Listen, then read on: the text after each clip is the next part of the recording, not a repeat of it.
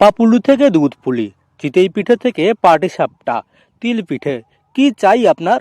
যেমন পিঠে চাইবেন তেমন পিঠেই মিলছে এখানে। শীতের শুরুতে এমন গরম গরম পিঠে পেলে তো আর কথাই নেই। দীঘার কাছেই শুরু হয়েছে ঐতিহ্যবাহী পিঠে পুলি উৎসব। পূর্ব মেদিনীপুর জেলার রামনগরের মিরগোদা হাই স্কুল মাঠে বসেছে এই পিঠের মেলা। শীত এলেই গ্রাম বাংলা চিরাচরিত স্বাদ ফিরে আসে পিঠে পুলির হাত ধরে।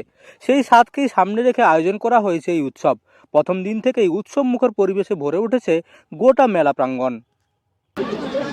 বাজিয়া উৎসব এবং পিঠেপুলি মেলা সপ্তম বর্ষে পদার্পণ করলো। আজকে তার শুভ উদ্বোধন অনুষ্ঠান 2026 6 তারিখ পর্যন্ত এই পিঠেপুলি মেলা চলবে।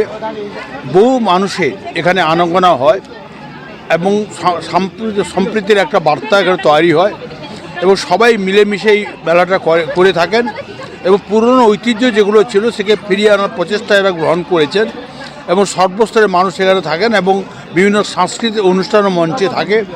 বাধিয়া গ্রাম পঞ্চায়েত এবং মাতঙ্গিনী সংঘের উদ্যোগে আয়োজন করা হয়েছে এই পিঠেপুলি উৎসব।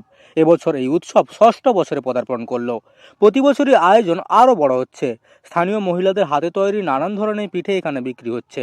ভাপা পুলি, দুধ পুলি, চিতই পিঠে, পাটিসাপটা, তিল পিঠে, নারকেল পিঠে সবই পাওয়া যাচ্ছে এক জায়গায়। প্রতিটি পিঠেই রয়েছে ঘরোয়া স্বাদ। রাসায়নিকযুক্ত উপকরণে তৈরি হওয়ায় এই পিঠে বেশ স্বাস্থ্যকর। দীঘার কাছে হওয়ায় এই পিঠেপুলি উৎসব ঘিরে আলাদা আকর্ষণ তৈরি হয়েছে। শুরুর দিন থেকেই ভিড় জমাচ্ছেন পর্যটক থেকে শুরু করে স্থানীয় পিঠেপ্রেমীরা। দীঘায় ঘুরতে এসে অনেকেই পা বাড়াচ্ছেন এই মেলায়। পরিবারের সকলকে নিয়ে আসছেন অনেকে।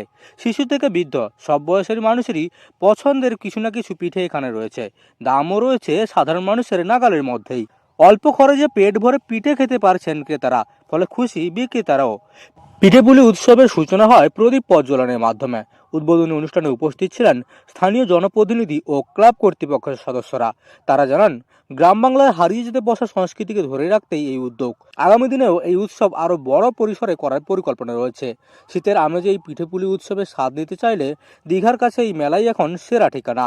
পূর্ব মেদিনীপুরের রামনগর থেকে মদন মাইতির রিপোর্ট, লোকাল 18 বাংলা।